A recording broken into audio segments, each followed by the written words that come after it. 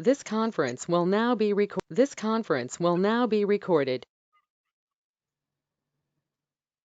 Okay, so we'll be starting with a new topic today, and that's basically we finished the anal canal last time, if you remember. So we'll be starting with the rectum this time. And in the first part of this talk, we'll be talking about the surgical anatomy and the benign disease of the rectum. Okay.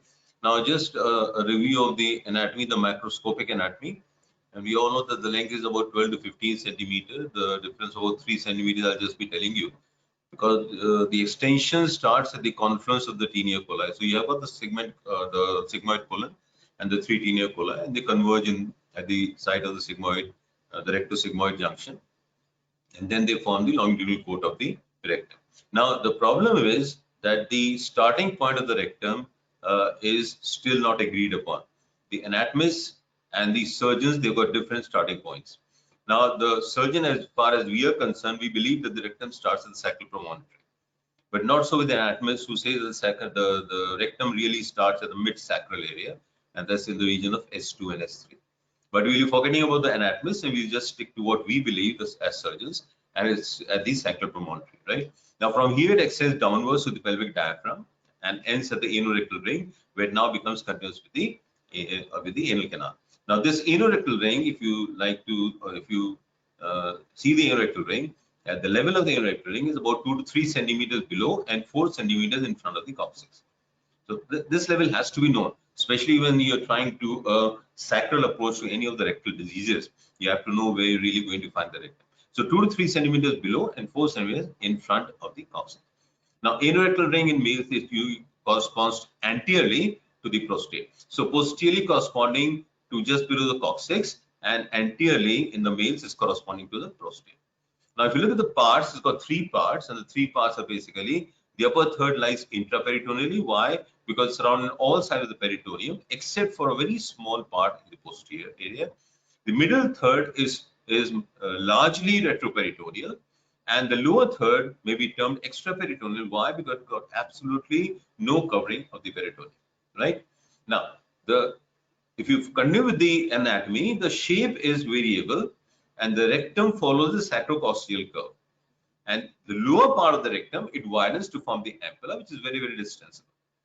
It has got right facing 2 convex and left facing 1 convex curves marked interiorly by the mucosal fold. So these are lateral curves. So one, you got the anterior-posterior, and number 2, you got the lateral curves, right? Now this lateral curve is basically, we'll talk about the lateral curves, which are demarcated by the haustral walls in the future slide. Now the tinea of the colon, I just now told you, that gives to the outer complete longitudinal muscle cord overlying an inner circular muscle cord. If you look at the peritoneal reflection, it ends at the middle third of the rectum. I just now told you that. And if you look at this part where it ends, why? Because the peritoneum now forms a pouch. In the female, it forms the pouch of Douglas, and in the males, it forms the rectovesical pouch. So what is the level of the pouch, especially when you're doing a DRE? That's very, very important to know. And if you look at the pouch is at the level of 7 to 9 centimeters from the anal verge in the males. That is just enough for the tip of a finger to be feeling that area. And slightly lower in the female, so the pouch of Douglas is, and that is about 5 to 7.5 centimeters from the anal verge. And why do we want to know the pouch? Because in the digital rectal examination, we have to understand that there could be metastatic deposits out here, which you like to feel with a DRE examination, right? And that's the implication, and we want to know where the pouch ends. It's got 2 flexures. The sacral flexure is the dorsal bend, results from the concave form of the sacrum. We just now said that. And as soon as it reaches the coccyx, it bends posteriorly and exits the anorectal ring to form the anal canal. Right now, if you look at the peneal flexure, the ventral bend from the encirclement rectum. I just told you that there's the levator ani muscle of pure rectalis. So it's got one which is a dorsal bend. It is around the curves of sacrum, and then it bends dorsally, and this dorsal bend is at the coccyx. Now, morphologically, the rectum is similar to the rest of the large intestine, but it does not have. It has some differences. Number one, it does not have any tinea, no haustras, no appendices epiploicy, and no semilunal folds. So that's the important. That's how you differentiate on a, let's say, a plain skygram, or if you contrast study. That's how you differentiate the sigmoid from the rectum. You'll not be finding any of the epipleusi. There are no semilunar folds, and the character of the rectum would be absolutely different from the character of the sigmoid. Now, the lateral folds are important, and you find three constant semilunar transverse folds of the rectum. Three are very constant, and they are protruding inside the rectum. You know, the Houston's wall. So these walls are nothing but really the mucosal and the submucosal folds, right? And each one of the fold is about 12 millimeter in width, and composed of what? The circular muscle cord of the rectum. Okay. Now, as said earlier, three constant, but there could be a fourth, and this is usually found at the anorectal, just above the anorectal ring, and occasionally there could be only two. Now, among all these four folds, the first is situated in the commencement of the rectum. See the first fold. The second, which is pretty constant, Cockroach's wall, and this is basically the second transverse fold, extends inward from the left side of the tube. So the left side of the tube, opposite the middle of the sacrum, and it is about 8 to 10 centimeters from where? From the anal wall. So we talk about this point from here to here, around 8 to 10 centimeters, right? The third is the largest and most constant, projects backwards from the fore part of the rectum about 4 to 7 centimeters, right? That's the third transverse fold. And fourth, I said earlier, is just of the anorectal ring, 2.5 to 4 centimeters above the anus. That's where the surgical anal canal ends. We all know that, right? And again from the left side. So based on this, it will be having two convex facing the right and one convex facing the left. So these are basically the lateral flexures of the rectum. So what is the applied importance? I said earlier, the middle rectal fold is the strongest, right? And it's located 8-10 centimeters. So the tumors below this fold may be palpable during digital rectal examination. I just not told you that. Your tip of the finger or forefinger would usually reach up to the 9 centimeters from the anal void. So that means if any tumor is lying below the middle rectal fold, it would be probably palpable by the digital rectal examination. That as a conjecture to that, you can believe that if you are feeling a growth on your DRE, that growth is probably lying in the middle part of the rectum or between the middle and the lower third of the rectum, right? So that's important. Why? That has got implication as far as the treatment is concerned. The rectal ampulla is basically a section between the second wall, this is the middle rectal fold, and the anorectal ring, right? And quite stretchable. That basically means you're talking about this particular area. This particular area, right? There's a second fold, and this basically the anorectal ring. So the part between these two would be the rectal ampulla, and this is basically acting as a reservoir. Now these transverse folds overlap each other in the resting part. When the rectum is empty, they would be almost overlying each other. And when you're doing a colonoscopic examination, you will find that the rectum has already been made empty. Why? Because you don't want any collection inside or no residue inside the rectum. So that means the rectum has already been emptied. So in this case, because you got walls right from the right and the left, so there's considerable maneuvering required to conduct an instrument along the canal. And that is where the complication may arise. You'll be able to you're liable to damage a part of the rectal wall. And if you damage a part of the rectal wall, that is going to lead to perforation of the sigmoid or the rectum. And that is very, very possible when you're doing a colonoscopic examination. Now, what is the role of the mucosal fold? They probably have a role in supporting the weight of the fecal matter. They support the weight of the fecal matter. And it prevents the urging towards the anus. Because if they did not have any fold, it comes to the rectum and falls immediately to the anorectal ring, setting up those impulses which immediately tell you that I want to defecate. Now, if you don't want to do that, the body doesn't want to do that, so it has set up these walls. So that is basically stopping the flow from first stage to second stage to the third stage, right? So that is basically what's important. Now, histologically, it is almost similar to the large intestine. And the structures are similar, the mnemonic MS, the mucosa, the submucosa, muscularis mucosa, and the serosa. That is MS. And in between MS, you can have double M, that is the muscularis mucosa, which is the part of the mucosa, right? Now, the epithelium is important. It is simple columnar enterocytes with numerous goblet cells, right? Now, this basically mucosa regenerates approximately every 6 days.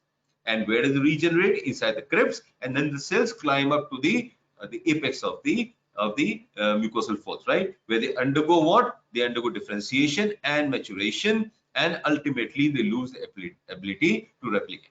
The connective tissue, the lamina propria, is basically similar to other parts of the intestine, the blood and the lymph vessels. The mucosa again contains the loose connective tissue, but what is important is it contains the mesenterous plexus. Mesenteric plexus is an important part of the submucosa, right? And the dense rectal venous plexus. The muscularis mucosa has got the orbex plexus inside, right? The ring musculature, it continues as the sphincter ani externus within the sphincter system, which is continuous in the anal region. And the outer longitudinal muscular cord, it continues as the corrugator cutis ani, which we talked about in the intersphincteric plane, if you remember your anatomy of the anal canal. Right? Now let's look at the relations of the peritoneum. If you look at the upper third, see the upper third? Now the upper third, this is the upper third, it's got peritoneum on all sides. Right? Trans and sides are covered except for a small part posteriorly. So it's largely an intraperitoneal structure. The middle third, the front only. So basically it is a retroperitoneal structure.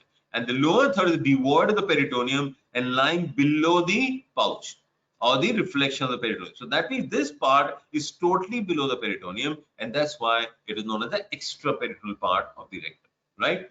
Now, that is why this was setting up what? The rectovesical and the rectouterine pouches. I said earlier, 7.9, we just talked about that. And what does this pouch contain? It contains the coils of small intestines and sigmoid, which is falling into the pelvic groove, and that is the sigmoid anteriorly and laterally. Now, below the peritoneal pouch, this is important what you're talking about, the endopelvic fascia.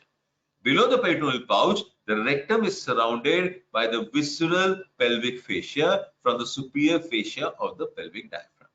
Right? That is important. I'll just show you on the figures. Now, anteriorly, this condensation of the pelvic fascia with the visceral pelvic fascia, it forms the denonuleus fascia. Now, we still don't know whether a single or a two-layered structure. I'll just tell you other figures.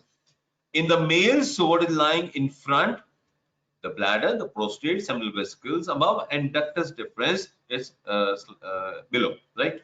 Now, in the females, the back of the vagina. Posteriorly, what is lying behind the rectum?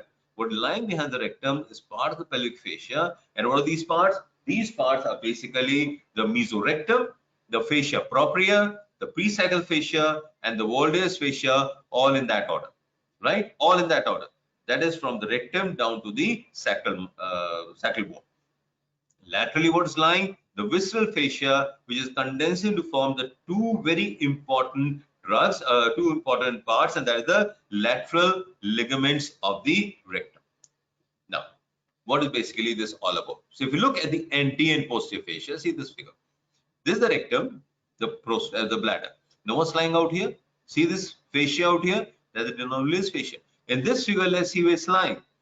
The posterior part or the posterior surface of the bladder, the prostate, and this is the anterior surface of the rectum. You find something lying in between. See the red color? That is basically condensation of the visceral pelvic fascia known as the denonuleus fascia, right? So the anterior part is the denonuleus fascia. What is lying posteriorly? Now, why is this fascia important? We have to understand that when we're talking about the spread of diseases from the rectum anteriorly, especially the malignant disease, how it spreads locally. What's lying posteriorly? Now, if you look at the posterior, this is the sacrum, and on the sacrum you find the first fascia, that is the presacral fascia. Presacral fascia is again a part of the endopelvic fascia. And which part of the endopelvic fascia? The parietal layer of the endopelvic fascia. Right? Now, endopelvic fascia, to understand, has got two layers to it. What is lining the walls of the pelvis? That is the parietal. And what is lining the parts which is lying inside, the viscera lying inside? And that is the visceral. Simple. So it's got a visceral part, has got the parietal part of the endopelvic fascia, right? So the part which is lining the margin or the enclosure of the whole pelvis, which includes the sacrum, would be a part of the parietal endopelvic fascia. So this is basically the presacral fascia. Okay. Now, what is lying here? A part of the fascia which is coating the rectum. So that would be the investing fascia of the rectum. It is investing the rectum. So this should be a part of the visceral fascia. Okay, so investing a part of the viscera. Rectum is the viscera. So this is the viscera. In the females, lying something out here would be what? Uterus, the cervix. That is the part of the viscera. So that visceral part of the pelvic fascia would be lining these viscera lying inside the pelvic cavity. So because it is investing the rectum, it would be a visceral part of the pelvic fascia. So presacral is a parietal part of the pelvic fascia, and this is the visceral part of the pelvic fascia. And what is lying in between? What is lying in between is a fascia extending from the presacral to the investing layer. And this is what is known as the retrosacral or rectosacral. Why? Rectum to sacral. Rectosacral or the Walde's fascia. What are we talking about? Let's see this. Another figure. Now, this is another figure. We'll talk about the Walde's fascia one of the further slides. But just see out here, recto to sacral. So a fascia which is extending from the presacral fascia to the investing layer will naturally call it a rectosacral fascia. We'll just talk about this on one of the future slides. Now, before we go to that, we knew that there was no mesentery to the rectum. We knew that, or we were made to understand that there was no mesentery to the rectum. But as we understood more and more of the malignancy of the rectum, we understood that probably there is something lying in between the rectum and the sacrum. See this figure. Can you see this hollow? Can you see this hollow? This basically hollow is loose connective tissue connecting the rectum to the sacrum, what we now understand as mesorectum. See this mesorectum? And this is what the investing layer of the rectal fascia. The investing layer. See this ray? Now, what is lying in between the, sorry. Now, what is lying here? This is basically the presacral fascia. I just now told you that. That is part of the parietal or pelvic fascia, right? The parietal pelvic fascia. And this is a part of the what? This is a part of the investing visceral layer. Now, this between the rectum, this is what fascia propria, the muscle of the rectum. Okay, and here you have the mesorectum, and here you got the fascia propria of the rectum, also known as the investing layer of the rectum. So, in between this investing layer of the mesorectum, along with loose connective tissue out here, and between the muscle out here, is a layer known as mesorectum. Okay, now this mesorectum, see, it is disproportionately positioned. Posteriorly maximum, anteriorly minimum. Why? Because this mesorectum is shortly covered by what? The two lateral ligaments of the rectum, and anteriorly by the fascia of the non-bilious between the semivessel bladder and the rectum. We just talked about that, the anterior lying fascia. So anteriorly, it is limited by the non-bilious fascia, laterally limited by the endopelvic fascia derivative, that is the lateral ligaments, and extends, and posteriorly it is lying just in front of the presacral fascia. So now we understand what is the mesorectum. Mesorectum is part of the loose connective tissue which is lying between the muscle layer of the rectum and the investing layer of the rectum. This is the investing layer which is derived from the pelvic fascia visceral part. Is that clear? Don't forget that. Simple. So we are basically talking about a fascia investing the rectum and the part of the tissue lying in between the fascia and the rectum. And why is it important? We just tell you that, why that's important, right? And what does it contain? It contains lymphatics, vessels in the fascia propria. See this vessel out here, the superior rectal artery. Where is it lying? It is basically lying anterior to the investing layer pelvic fascia, right? So if you are going to carry out any dissection here, what's going to happen? Any dissection here is going to, is liable to damage this artery. So when you damage this artery, basically there will be torrential hemorrhage. And that is important. Why? Because this defines a surgical plane in which you should approach. I'll just tell you. Now we know what the mesorectum is. Now let's see the endopelvic fascia part, which I've just now been talking about, the fascia propria or the envelope of the rectum. This is basically envelope of the rectum. So it is enveloping what? The mesorectum and the rectum, right? Now this is a part of the parietal pelvic fascia or investing layer. Just forget this sentence, parietal pelvic fascia or endopelvic fascia. Yes, it's a part of that. Whether it's a parietal, this part, forget the parietal. Just remember it is a part of the visceral pelvic fascia. Why? Because it is enclosing the rectum. Okay. Now, lateral ligaments are in close proximity out here. Lateral ligament. And what do you see for growing through the lateral ligaments? What do you find here? Nerves. What do you find here? Vessels. So basically, they are in close vicinity to what? What is lying out here? The plexus. Which plexus are we talking about? We're talking about the inferior hypogastric plexus. This hole is lying out here. And that is again very important. Why? Because if you do carry out any dissection in the lateral out here, because when you're talking about malignancy or operating on a patient malignancy, you'd like to remove as much as possible. Agreed. There's nothing wrong with that. But if you go too far laterally, what are you going to damage? You're going to damage the hypogastric plexus. What's coming out from there? The whole of the nervi adjunctus, damaging the bladder supply. And that leads to consequences which are unwanted, unwarranted consequences. And you have to prevent damage to it. What else is lying out here? The major vessels. Which major vessels are we talking about? The iliac vessel. If we talk about the iliac vessel, damaged iliac vessel, we can well imagine what they're going to do. Right? So they're in close proximity to the lateral lying inferior hypogastric plexus. Right? So dissection away from the wall. Don't go too near to the wall. And posteriorly, what's lying out here? The presacral fascia. See what is lying between the presacral fascia and the sacrum? Can you see these presacral veins? Very important. Why? Because if you have, God forbid, any bleeding from these veins, it is very, very, very difficult to stem the flow from a venous bleed from a presacral vein. It is very difficult. It's very difficult. Right? Why? Because you don't have anything to lead, which can lead to constriction or collapse or even venoconstriction of these veins. And that's why they keep on oozing. The only method of stopping bleeding is packing. That's all. You can't apply any energy source out here. Difficult. You can't apply or cannot instill any venoconstrictors out here. And that is why bleeding from this area is very, very troublesome. So what does it tell you? It tells you anteriorly going to cause bleeding of spherical artery, posteriorly causing bleeding from the presacral fascia, posterior to presacral veins, laterally going to damage the iliac vessels, you're liable to damage the hypogastric plexus, and anteriorly go beyond the fascia non-villus, what are you going to damage? The seminal vessel. So see, you're basically in an area which is fraught with danger, in the sense that if you go too far laterally, too anteriorly, too posteriorly, you're going to lead to a havoc in that particular area. Right? So what is this fascia about? Fascia propria. Now, this we told the anterior and posterior, but from top to bottom, where does it extend from? It envelops the whole of the mesorectum and the rectum with a perirectal fat. From where? From the beginning of the rectum, and which we as surgeons now believe sacral promontory. So from the sacral promontory down to the anorectal ring, where it exits from the levator ani. So up to the levator ani, the whole thing is basically lying in a cylinder. So the rectum is lying in a cylinder of what? Fascia propria. Very easy to understand that. You can make a picture in your mind. It is a cylinder. Cylinder of what? Fascia propria, or the investing layer of the rectum. And what is lying inside the cylinder? The perirectal fat and the rectum.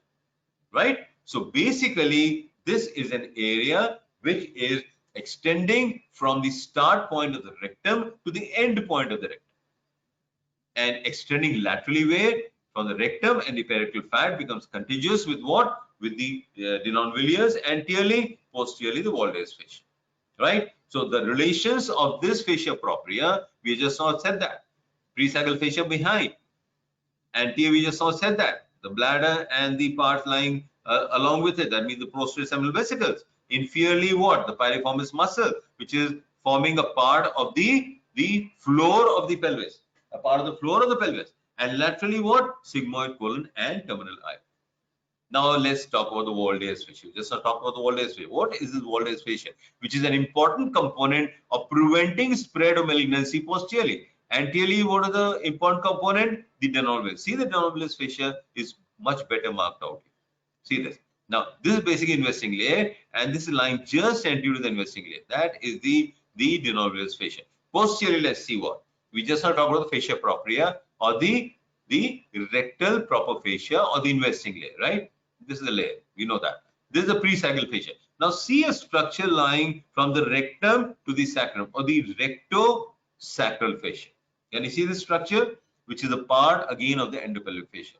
And that is basically the Walde's fascia, the rectosacral or the Walde's fascia. See here also. Now, where is it extending from? That is basically extending from S2 to S4 level. S2, S4 level, and fusing. Some say S3, S4 level. Here you see from the S3, S4 level, right? So the origin is variable, and it extends what? It extends up to 3 to 4 centimeters from the anorectal ring. So this somewhere is the anorectal ring. right? And 3 to 4 centimeters above. So extends from S2, 3, 4 level and extending up to where 3 to 5 centimeters above the inner rectal. So that is the Walden's fascia. The diagram is not very exact. It should have been something like this. It should have been something like this. Anyway, it's more clearly out here. So that is basically a fascia which is going to limit your posterior extension. Now, this Walden's fascia is dividing this presacral space into two parts, the upper and the lower. So this is the presacral space, right? The sacrum, the presacral fascia, and this is the investing layer. A space lying in between these two is a loose connective tissue forming the presacral space. Now, this presacral space is divided into two parts: the superior to Walden's fascia and inferior to Walden's fascia, right? Now, some say the Walden's fascia is two-layered, some say it is a single layer. Just forget it is a single layer. Just remember single layer, and above that is the superior, below that is the inferior. Now, there are no nerves and vessels which are traversing this fascia. That is very important. And this fascia is a very hard. It is a very hard fascia. That means it's not a loose fascia. It's not a loose fascia. You can't easily incise this fascia. That is again important when you're doing any kind of surgery. Let's say you're doing a APR. The APR you're cutting from here and you're trying to enter here and you enter into the presacral space. Now, when you enter into the presacral space, you have to cut through this. And you find there's a structure which is a very tight structure. And cutting through the structure is not very easy. And you have to understand that you are going through the Walden's fascia, because until you go into the space, you can't enter here. I just now told you what is lying out here, veins. You can't enter here. What's lying out here? The superior artery. So you have to enter into the presacral space. So you have to go to the presacral space through the cutting through the Walden's fascia, and that is important, right?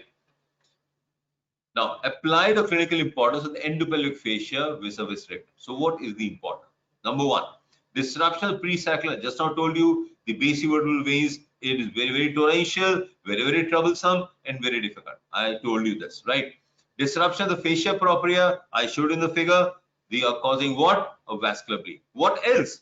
If you go through this particular fascia, if you cut through this particular fascia, the chances are that once, suppose even if you are able to stem this bleeding, arterial bleeding, no problem. You just ligate it or you just burn it out, no problem. But the problem is that if you transgress this fascia in a patient having carcinoma of the rectum, the chances of recurrence are very, very high. Okay, so number one, number two, disruption of fascia propria leads to two important problems. One, recurrence, and number two, vascular bleed. So don't go through this. You have to see this blue line, this whole blue line. That is what basically it's all about. Okay. In TME or total mesorectal excision. TME is total mesorectal excision. The dissection, the avascular plane. Which is avascular plane? Here you got the superior rectal artery. Here you got what? The basivertebral veins. So this could only be the avascular plane. The avascular plane lying between what? The presacral fascia, and this is the investing layer of the rectum, right? So this is basically the avascular plane. See this plane? That's the avascular plane, right? So this has to be dissection in the avascular plane between the fascia propria and the presacral fascia. Walden's fascia, recognize it as a tough layer. You have to recognize it as a tough layer. Why? Because this has to be incised before you enter the presacral space. Very important. Two lateral dissection. You go two laterally, what are you going to damage? See this nerve, nervi urgentus, you damage this nerve. I don't want to do that. Or I don't want to do damage the vessels which are lying just beyond the nerves. Just lateral to this are what? The major vessels. I'll just show you when we talk about the nerves. I don't want to go too anteriorly. If I go too anterior to this, what's going to happen? I'm going to damage the seminal vessels and the bladder, right? So remember, whenever you're going to do a excision of a rectal carcinoma, whether you're doing a APR or whatever, we talk about what are the options available. We talk about rectal carcinoma. So whenever you do want to operate on rectal carcinoma, we want to remove the rectum. We are basically trying to remove just outside the cylinder. I just told you the cylinder which is encasing the rectum. What is the cylinder? That cylinder basically is a cylinder which is encasing. So this is the cylinder we're talking about, right?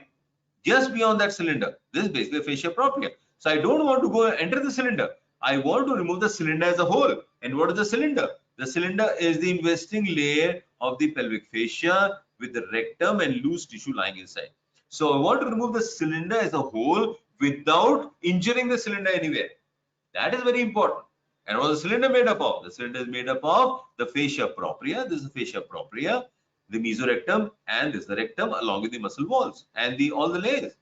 So remember this. TME, it has to be a complete mesorectal excision. Why mesorectal? Because the whole of the mesorectum is included along with fascia propria. Is that clear? I can't emphasize it more than this, right? But this is a very, very important part. Okay. Now, this is basically just the better representation of the mesorectal fascia we're talking about. The mesorectal fascia out here, the fascia propria, you see the mesorectum out here, and this is the growth which is now entering into the mesorectum. Okay. Now, what are the spaces in and around the anal rectum? We talked about that when we talked about the anal canal. Just a repetition of one or two figures out here. The retrorectal space is important, the Walder space is important, and the supralevator space is important. Why? Because these are the spaces lying above the levator. See, this is the levator muscle.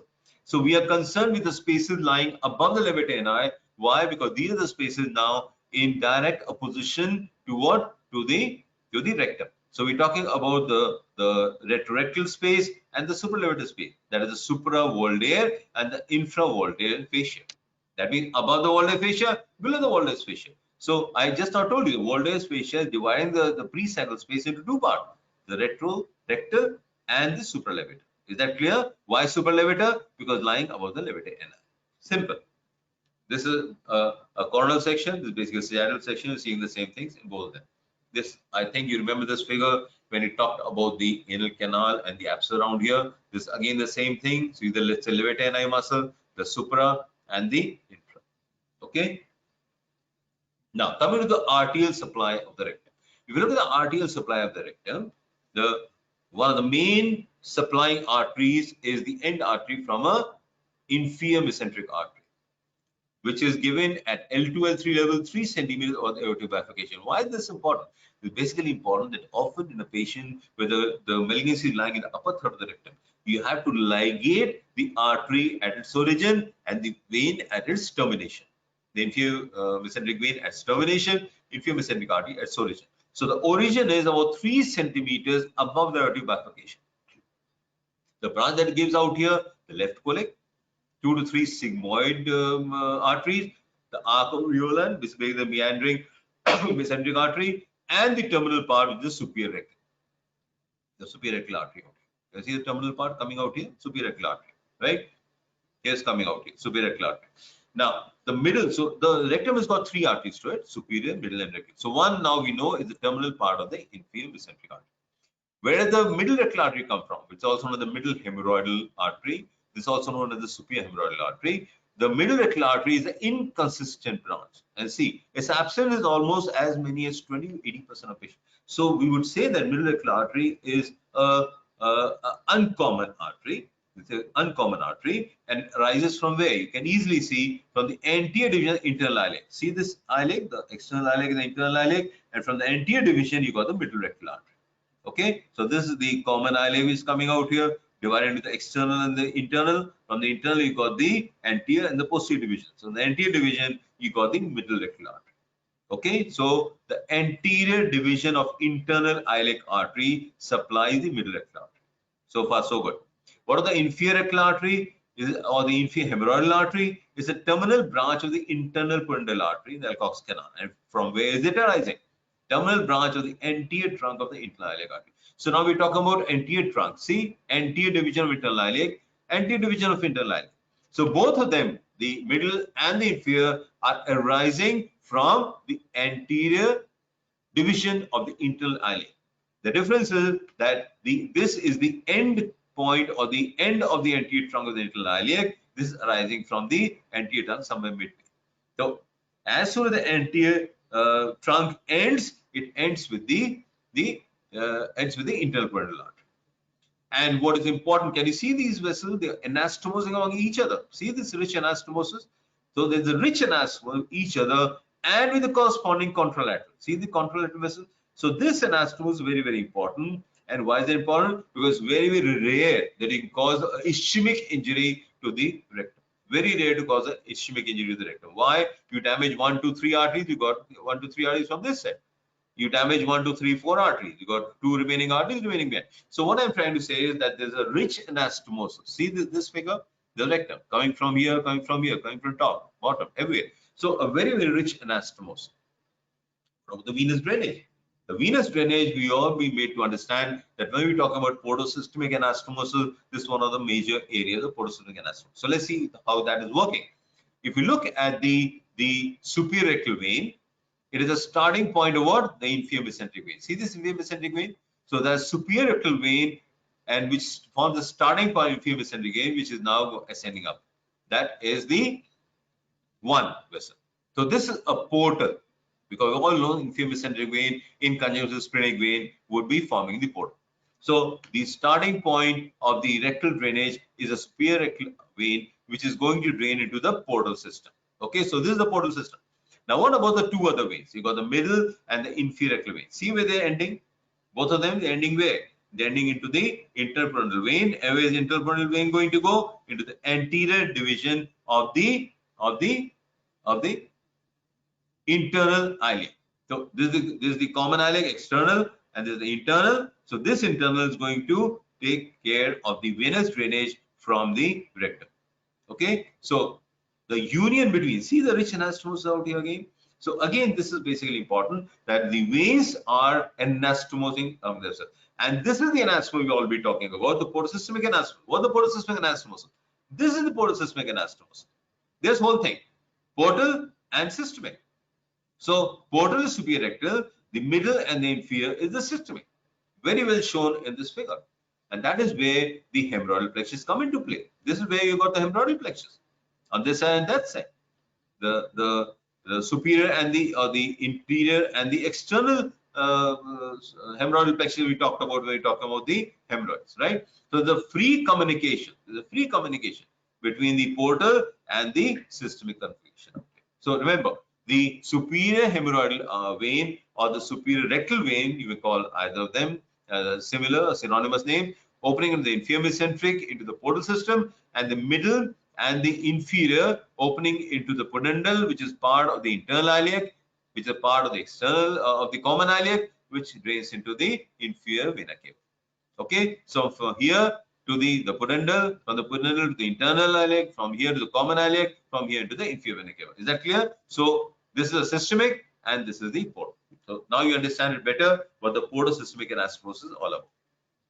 Now coming to the nerves, very, very important. Why? The rectum receives both sensory and autonomic innervation. And what are the sensory and autonomic innervation all about? When we talk about the sensory and autonomic innervation, we're basically talking about the sympathetic, the parasympathetic. Now, where is sympathetic coming from? See the sympathetic coming from here. And from where? Around in the region of the lumbar. The lumbar area gives out the sympathetic outflow. From the lumbar outflow, you got the superior hypogastric plexus at the confluence of the vessel.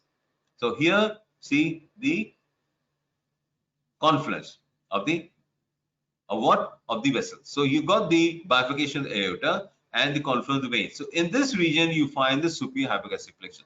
From here, it sends out a twig to the inferior hypogastric plexus. Now that twig is often just a single nerve known as the presacral nerve. That's the presacral nerve, right? Now that is giving rise to a plexus out here. Can you see this rich plexus out here? It's receiving fibers very clearly from where? S234 main fibers, and this is receiving fibers from where? Receiving fibers from the lumbar outflow. These are the lumbar outflow.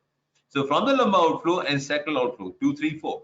So parasympathetic and sympathetic. The only difference is that the sympathetic outflow is a postganglionic. Why the ganglion are here? See the ganglion? So postganglionic fibers are the sympathetic. But here there are no ganglions out here. The ganglions of parasympathetic system, they lie in the wall of the organ being supplied. Is that clear? So the pre-sympathetic, the pre-ganglionic parasympathetic and post-ganglionic sympathetic. Clear? Now, sensory fibers, these are basically the visceral afferent fibers from here, and these are the parasympathetic supply, which are giving you a sensation of visceral pain and fullness. So it has got both a sensory and an autonomic innervation. Autonomic innervation is sympathetic and parasympathetic. Now, the inferior hypogastric plexus and the nerves are very important. Why? I just told you, when you're dissecting the lateral ligaments, you're going to damage this inferior hypogastric plexus. Now, what this plexus is all about? See this hole? It appears like a plaque out here, right? A rectangular fenestrated plaque of nerves and ganglia out here. This is the area lying on the lateral wall. And see what's lying out here? The vessels. That's why I said, if you go too far laterally, what's going to happen? You're going to damage this plaque or the inferior plexus, or too far laterally, going to damage these vessels. Okay? So this is basically a plaque forming the inferior plexus, which has to be, it's very, very important that you should never damage this. Where is it lying? On the side wall of the pelvis on each side. On each side. And in the male, lateral to the rectum, posterior lateral to the seminal vesicles, prostate, posterior part of the bladder, and attachments of levator ani obturator internal muscle. Let's look at a figure to make you understand. Where is it lying? This is the area lying out here. So anterior lateral and posterior lateral, that is the area I want to dissect. This is the area.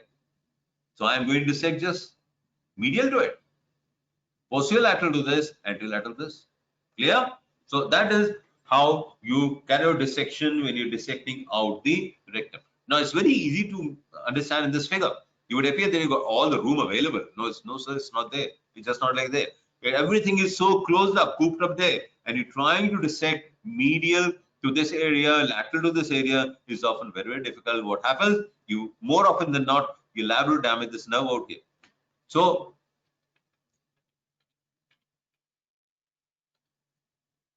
when you try to dissect out, see, this is the rectum. Please do not dissect too far laterally.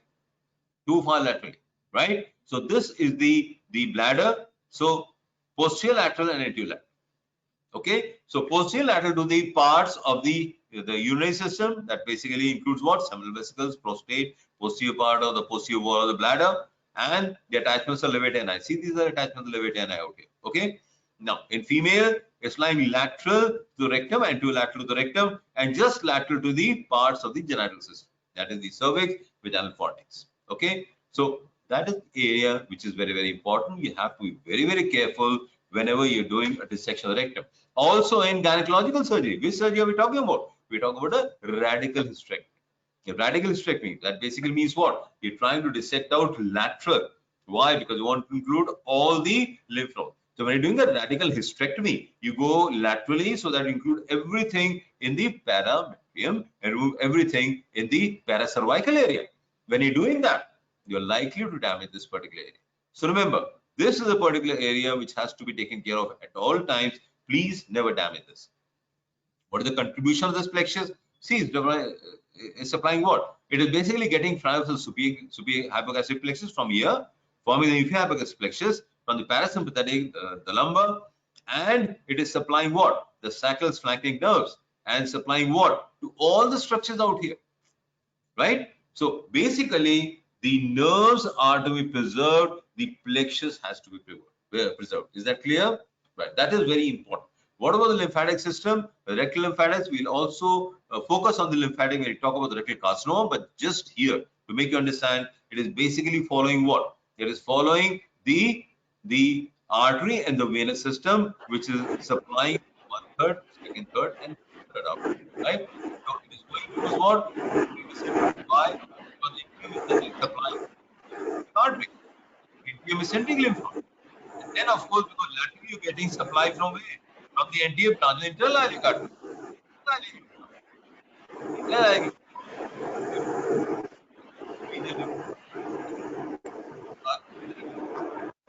Switch off your mic. Somebody has got his mic on. And then, of course, if you got something from here which is extended down into the anal canal, from here you can go into the inguinal area, given as superficial inguinal nodes. That is basically a rarity in a rectal carcinoma. It is common in anal carcinoma. It's a rarity when you talk about a rectal carcinoma, but lower third rectal carcinoma, which have invaded into the peripheral tissue and into the upper part of the anal canal, lower part of the anal canal, are known to give rise to superficial inguinal lymphadenopathy, and that is basically when the lower part of the anal canal is involved. So primarily, the drainage is to the internal iliac and inferior mesenteric, and from there more proximal, right?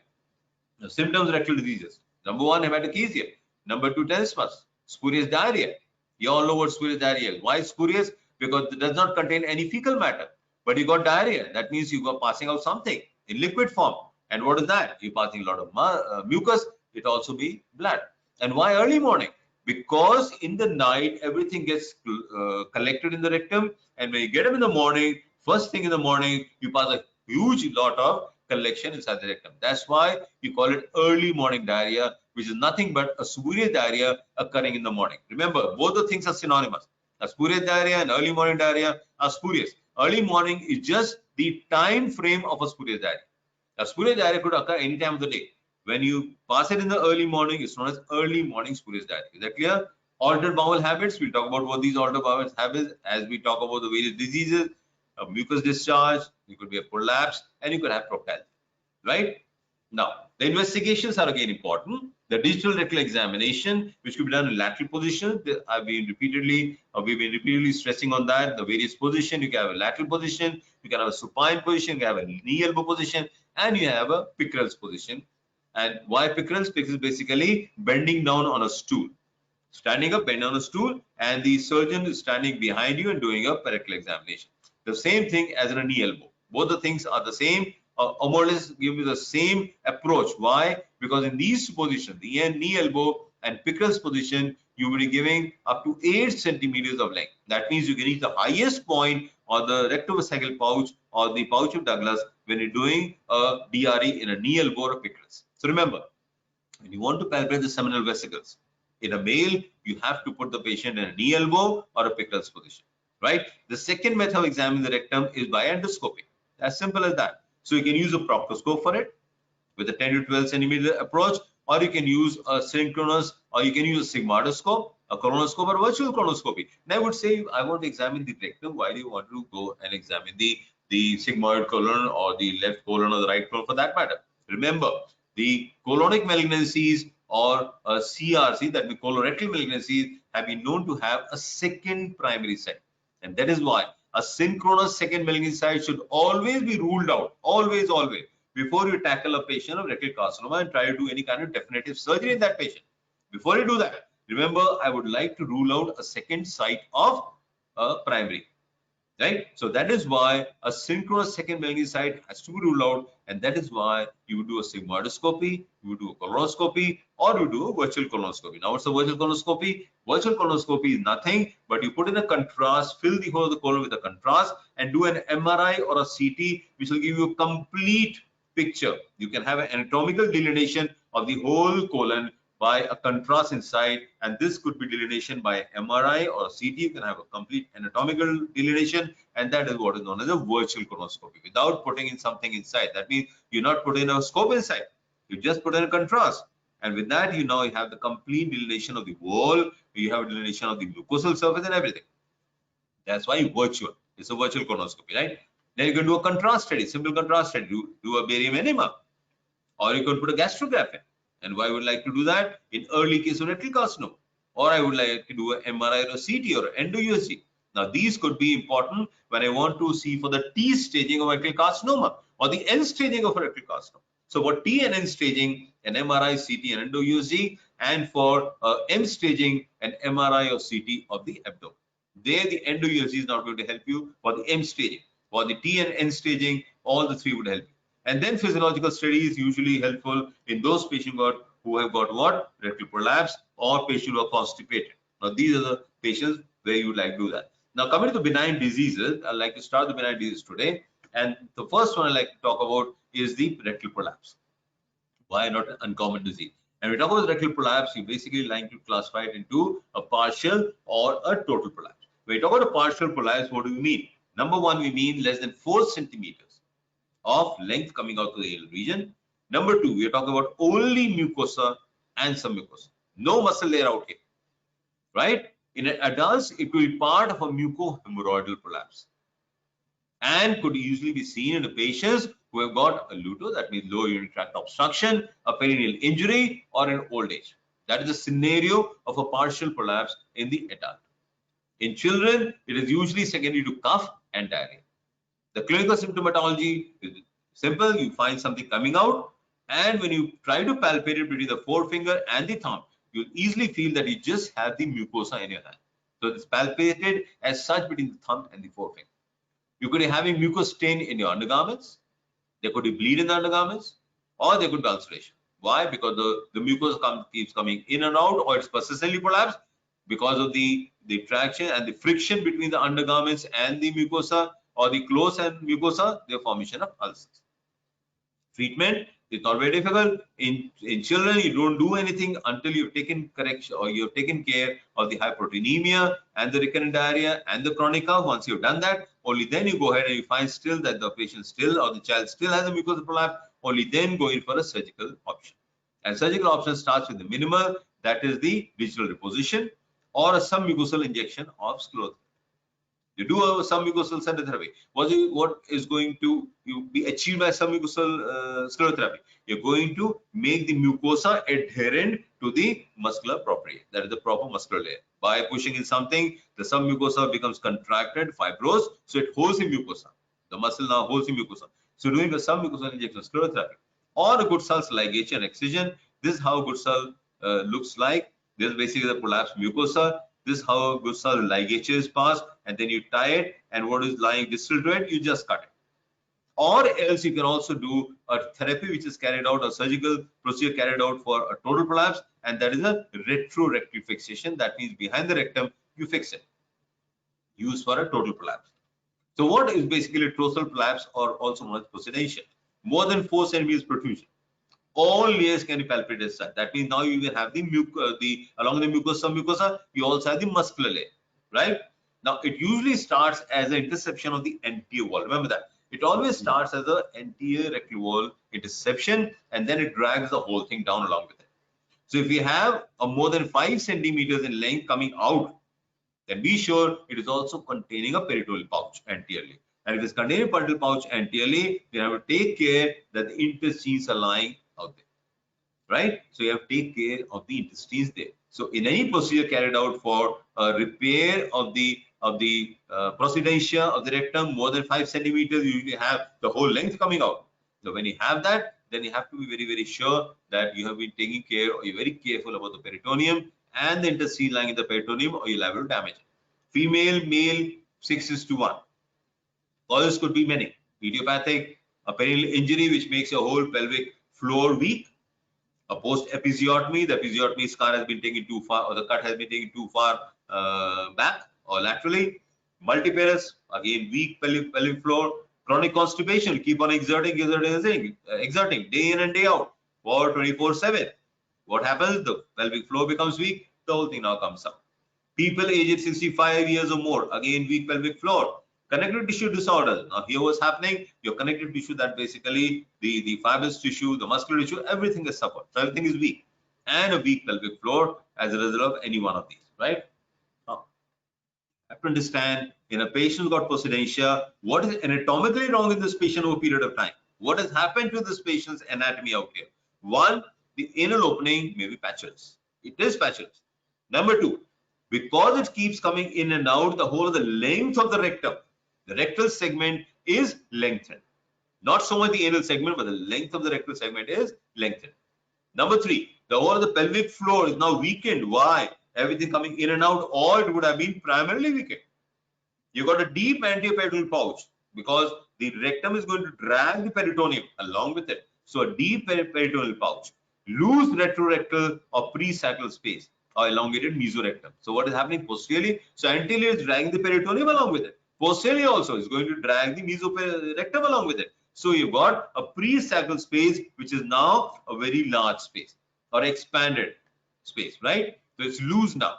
Elongated and loose lateral rectal ligament. So when the rectum is being dragged down, it is also dragging the lateral ligament. So anterior, posterior, and lateral fixation of the rectum is now loose, and the whole thing is expanded. Why? Elongated. Why? Because everything is being dragged down. So laterally the ligament expands, anteriorly the peritoneum comes along with it, and posteriorly the presacral space also elongates. Along with all this, what else is happening? There is damage to the pudendal nerves, and there is pudendal neuropathy.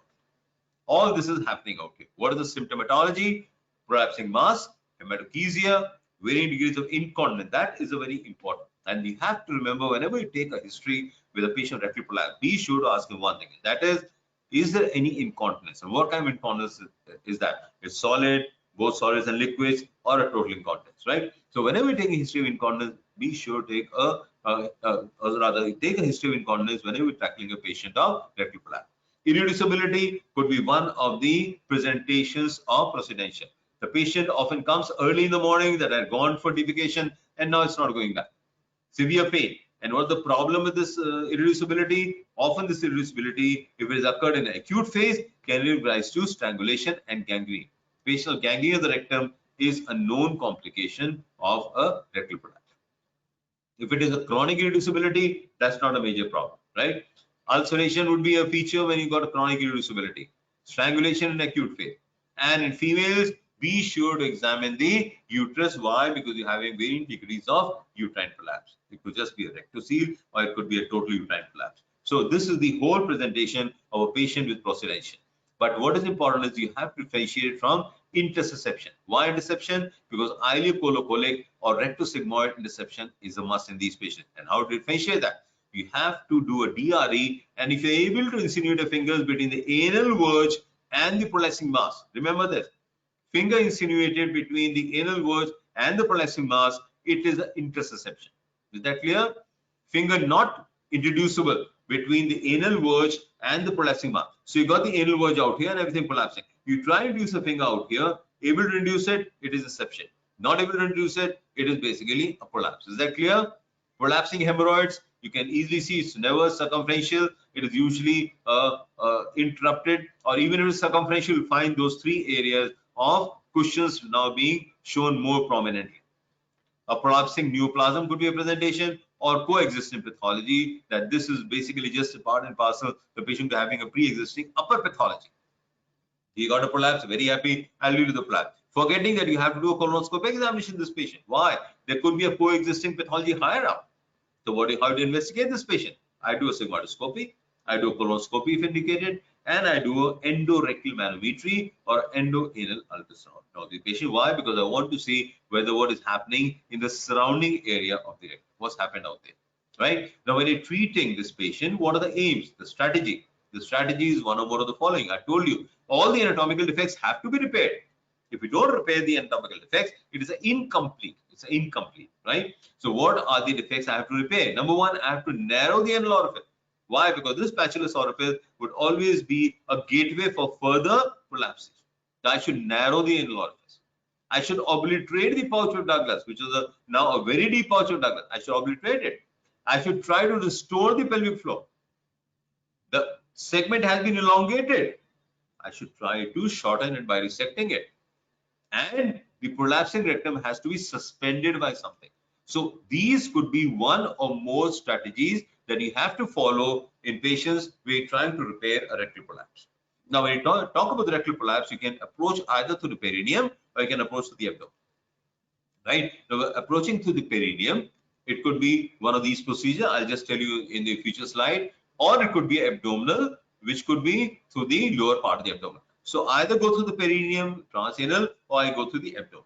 Okay. Now, the perineal or abdominal, the question still lingers. Which is better? Now, perineal, the procedures, they have got a higher recurrence rate. So any other procedure which is carried out perineally, the high recurrence rate is always higher than the abdomen. And that's why probably abdominal repairs are probably better. Why? They give better results. Even in old patients can be done laparoscopically. Laparoscopically, it gives very good results. And resection procedures, like for example, if you find a lengthened rectum, you want to shorten it. I told you that's one of the aims. So trying to carry out a resection procedure perineally is slightly more difficult than carrying out a resection by an abdominal approach, right? Why? Because abdominal approach is better when you do a resection, and in addition to that, laparoscopically also you can do it. So in a nutshell, probably abdominal approaches are better than perineal approaches, right? But nevertheless, the perineal approach is a minimal approach, right? Why? Because minimally postoperative pain, early mobility, and low morbidity. You're not opening the abdomen at all, so you're not damaging the intestines, right? So this patient can be up and about early. The pain is slightly less. But disadvantage, I told you, the disadvantage is recurrent. But what are the procedures available? Here repair, we all know that. You just pass something or a ring or ring-like structure in the perianal region. right? Now, what is this ring made of? Either it could be a non-absorbable suture, best Prolene suture. It could be a steel wire when they started doing it. But now what is prefers is a strip of mesh, the non-absorbable polypropylene mesh. But the problem with this Theosis repair is either it's too tight or it's too loose. Very simple. Either you tighten it too much, leading to what? Stenosis. And the patient has further constipation. Or you make it too loose, leading to what? Recurrence. Obstructive defecation. And in addition to all this, because you're making an incision in the area of the anal verge, you're liable to have a frequent contact with the fecal content, so anal sepsis, especially when you put in a strip. So, Thesis repair is the repair which should be done only in the very young or should be done very old. That's why I was written extremes of age. Extremes of age. It is a repair which should never be done in a adult, except in very severe comorbidities. Except in very severe comorbidities, right? Otherwise, it is only indicated for extremes of age. That's in a child or in an old age patient, less than 70 or 80. Delrom's procedure for short segment procedentia, recurrence rate 0.25. You can put in a retrorectal mesh rectopexy. That means you go to the perineum and put in a mesh in the presacral space. Retrorectal. What is the retrorectal? Behind the rectum. What is that? Presacral. Right? Express procedure, which is external pelvic rectal suspension. That means you go to the perineum and you hinge the rectum onto the suprapubic area or the pubic bone. Altimeus procedure, transanal excision of rectum, sphincter repair. Don't worry, I'm going to show each one of them. The Delrom's and internal Delrom's procedure. Delrom's procedure basically is what? This is a mass coming out. You skin it. You skin it, or rather I would say you remove the mucosa. I'll not call it the skin, but that is the idiom which should be stuck to. You skin it. Basically what you're doing, see, you're removing the whole mucosa from here. See what I've left behind. What I left behind is the muscle. I remove the whole of the mucosa and the submucosa. And then what do? I plicate the muscle. What do? I plicate the muscle. And when I plicate this muscle, it forms a cuff. And I push this cuff inside. Now, because I push this cuff inside, now this cuff forms a large mass which cannot come again through this area. So this cuffing, it shortens and it is going to push everything inside and prevent the prolapse of the cuff through the inner opening. So that is the Delrom's procedure. The problem with this procedure is it is a very messy procedure. Very messy procedure. Now, this is external. Suppose if I don't bring this out, I push this in and then do everything inside. I'm doing everything inside. I remove the mucosa inside. I do the plication inside. That is basically a internal Delrom's procedure. Both the procedure, whether you're doing external or internal, are very, very messy procedure in the sense that this is basically lead to a lot of bleeding. And a lot of bleeding basically means what? That it becomes a very messy procedure. So remember, I would not like this procedure, a Delrom or internal Delrom procedure. I would not like to skin this patient. That's one procedure. Second is Altimeus rectosigmoidectomy. Now here, what am I doing? I am also shortening. So if this is basically the prolapsed area, see this is the anterior, this is the posterior. Sacrum is out here, the pubic bone is out here. And where would the pouch be? Pouch would be somewhere here, right? So what am I doing? I'm going through the anterior area, cutting through this full length cutting, and then I enter to the peritoneal pouch. When I go to that peritoneal pouch, now I drag what out? I drag the whole the sigmoid out. See, I've dragged the whole sigmoid out. The sigmoid colon and this sigmoid entering into the rectum. Now what do? I cut this. I cut this whole thing. And then what do? I anastomose. So this is a procedure basically, which is a perineal rectosigmoidectomy. It's a perineal rectosigmoidectomy. So I have shortened the bowel by carrying out a perineal rectosigmoidectomy. And this is probably one of the better procedures, probably better than the last one I told you, that's the Delrom's procedure. So we look at the comparison of the perineal procedures. The Delrom's procedure recurrence rate is almost 38%. A perineal rectosigmoidectomy has got probably better, 13%. And a perineal sigmoidectomy along with the repair of the levator muscle gives you 5%. The 5%, which is probably one of the best, right? So this is a perineal approach for a rectal prolapse. Now, talking about the abdominal approach, which can easily be carried out by lap and open. Why did I make this bold? Because lap is not the preferred method. So what can I do? I can do a rectopexy. That means I want to fix the rectum. Very simple. I want to fix the rectum. Now, how can I do the fixation? Either do it ventrally, that means anterior wall of the rectum, or posterior wall of the rectum. So remember, when we say ventral and posterior rectopexy, we are basically meaning not the area fixation. What we are saying is whether I want to use the ventral wall or the posterior wall of the rectum for fixation procedure. Is that clear? When I say ventral rectopexy, I basically mean the anterior wall of the rectum being utilized for fixation. When I say posterior rectopexy, I basically mean the posterior wall of the rectum being used for fixation, right? So ventral versus posterior versus what? I would also like to excise part of the rectum. So ventral or posterior with or without resectional rectopexy, right? Now ventral, which is now probably the most preferred method, why can easily be done by laparoscopic method. And the advantage is that there's no mobilization of the rectum. So if I don't have to mobilize the rectum, I'm not dissecting posteriorly. I'm not going to damage the fascia propria. I'm not going to damage the presacral fascia, so no bleeding. What am I going to do? I'm just going to mobilize the area in between the males, in between what? In between the prostate and the rectum. In females, which is much more common, in between the vagina and the rectum. A very easily dissected area. So I'm just going to dissect anteriorly, and then I will attach a mesh to this anterior dissected area and fix it where? To the sacrum. Right? So this sacral promontory is going to be fixed there either in form of sling or a Teflon sling or a mesh sling, polypropylene sling. And similar to what earlier we knew as the Ripstein's procedure. The Ripstein's procedure basically was nothing but hanging the whole rectum to the sacral promontory. But the only difference Ripstein's procedure was not a ventral rectopexy. It is the whole rectum which was immobilized and with the help of a sling was fixed to the sacral promontory. Right? So sacral promontory fixation is similar to Ripstein's procedure, but the ventral rectopexy is different. Right? The Lahart's procedure, on the other hand, these are names you'll come across quite frequently, is anchoring the mobilized rectum to the anti-abdominal wall. So in the pre-ventral rectopexy era, when do you know about that? About 30, 40 years back. When we were studying, we had these procedures. So in Ripstein's, we were mobilizing the whole of the rectum and fixing it posteriorly. In the Lahart's, we were fixing the whole thing anteriorly. That was the only difference. So one to the anti-abdominal wall, one to the sacrum. The whole rectum was being mobilized, right? Now, this is how it looks like. This is the ventral rectopexy, known as such in males, or sacrocolorectopexy in female. And that is the preferred method today.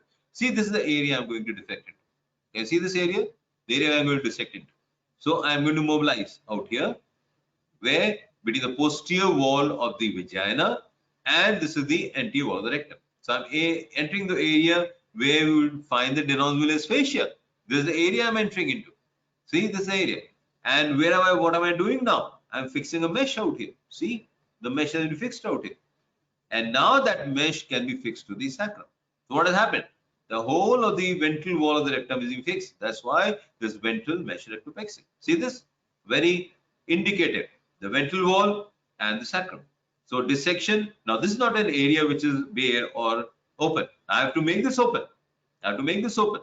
So I have opened this up here. I have dissected in between. Then I insert the mesh out here and fix it to the sacrum. This is how you insert the mesh. See this mesh flap, either as a single flap, or I can also have a Y-shaped mesh. Y-shape basically one here, and this single flap, and I take it attached to the sacrum. See, attaching to the sacrum. So that is the ventral rectopexy, or in the females, I like to call it a sacrocolorectopexy. Why colo? Because the colpos is being used out, right? Now, posterior rectopexy, Wells and star staple transanal rectal resection. The Wells rectopexy has stood the test of time. We did it about 78 years back. We knew it was being done. We did about 40 years back, still being done. And what do you do in a Wells rectopexy? Simple. I dissect into the presacral area or rectorectal area. I insert a mesh out here, fix it to the sacrum, and then I fix the mesh to the rectum. Simple. This is basically a dorsal or a posterior rectopexy. A dorsal rectopexy or a posterior rectopexy. Very simple. Still stood the test of time. The only problem with this rectopexy is that I have to do a lot of dissection in this particular area. But if I'm entering into the correct plane, the avascular plane, where is the avascular plane? Fascia propria anteriorly and overlying posteriorly, the presacral fascia. No vessels. So that is absolutely clear plane. I'm going to insert the mesh, fix it to the sacral bone, and then I'm going to enclose, wrap it around the rectum. Remember, what do you find out here? Is it a complete wrap? It's not a complete wrap. Remember this. Never a complete wrap. Remember this. Why? Because if you do a complete wrap, what's going to happen? It's going to constrict. Why? How is this going to work? This mesh is going to induce what? Fibrosis. Agreed? Now, if I'm going to completely encircle the rectum, what's going to happen? Fibrosis and constriction or stricture of the rectum. So remember this. The mesh should be fixed to the side walls of the rectum. It should never be enclosing the whole thing. And what should be the material of the mesh? It could be avalanche mesh, it could be polypropylene mesh, that's what we are commonly using now. Another procedure which can be done, which is basically a perineal procedure, which is being depicted out here, is a very simple procedure. Remember we talk about the hemorrhoid, I told you about the MIPH, the minimal invasive procedure for hemorrhoid. This is an extension of that. What? This is again a circular stapler, but here instead of stapling out here, this is probably the area in hemorrhoid, I'm stapling higher up. And this is a larger stapler, so I'm including a larger amount of the muscle out here. So this is basically a stapled transanal rectal resection. Transanal because it's going out here. Transanal, rectal, why? Because I'm including a resection of the rectal wall. And why staple? Because I'm using stapler. So simple. Staple transanal rectal resection, which mimics MIPH, which is the minimal invasive procedure for hemorrhoids. It's similar to that, except for the fact the stapler is larger. Number two is going to include a larger part of the wall of the rectum. Is that clear? So a star procedure would also be helpful in a patient in which you're doing a rectal prolapse treatment. Internal rectal prolapse is again a term which should be understand. And this is basically the starting point of all external prolapses. What we just now talked about is the external prolapse, the prosidential, seeing it externally. But always starts, I told you, as a interception of the anterior wall. So this is basically also defined or termed as a syndrome of obstructed defecation, also known as rectal evacuation disorder. Why? It has one or more of the following symptoms. Very, very common. Normal desire, but inability to defecate. I want to defecate, I'm not able to do that. I excessively strain during defecation, or I take a long time in the bathroom. This is a very common refrain. He takes about 20 minutes, 30 minutes, or 1 hour in the bathroom. Why? Because he's trying to defecate, and instead of passing a normal fecal content, he's passing what? Fragmented defecatory contents. Incomplete defecation with frequent toilet. He's gone there. In old person, very frequent complaint. I go there, then I take a cup of coffee, I go back, I take a cup of tea, I go back. So before going to the office, I go for defecation 3 or 4 times or 5 times. That is what we're talking about, rectal evacuation disorder. Dependency on enemas or laxative. This is a very common refrain in the old age, that I take enemas every day, or rather I take a laxative every day, right? Need for perineal support digitation. I do a finger evacuation of the fecal content, or there's occasional fresh bleed, or there's rectal discomfort even after defecation because I put the finger inside, so the rectal discomfort. So this is the common refrain in these patients. So one or more of these would be termed as rectal evacuation disorder. If I have the rectal evacuation disorder, I've got an internal rectal prolapse, and how I'm going to be investigated by dynamic proctography. How dynamic basically involves, I go and sit for defecation, and then there I'm all wired up, and the whole defecatory process is being monitored on the either MRI machine, or rectal manometry is being done, or endoanal ultrasound is being done, or colonic markers for the transit time is being done. So dynamic proctography or MRI or rectal manometry, endoanal ultrasound, or it could be colonic markers for the transit time that are given some colonic marker, and how much time does it take to come out of the body gives a colonic transit time. All these could be either part of the investigation, one or more part of the investigation. What the treatment? Laparoscopic ventral rectopexy. I told you that's the best method. It corrects the interceptions of the rectum and reinforces the rectovaginal septum by the use of mesh, which suspends the rectum vaginal wall to sacral promontory, just similar to what we just talked about, is the ventral rectopexy. And staple transanal star procedure, we just talked about that, right? The complications, procedure related, specific mesh infection, mesh erosion, displacement, stapler failure, or malfunction could all be complications. I think we'll finish out here. Tomorrow we'll be talking about day after. I'll post these for proctitis and other procedures and the other benign and malignant diseases. So day after tomorrow we'll be meeting. I'll be posting the time period for you, or the time and the meeting ID for you. Have you any questions as far as this discussion goes? Any questions? Anybody? Okay, thank you. I think we will stop here, and we'll continue this day after tomorrow.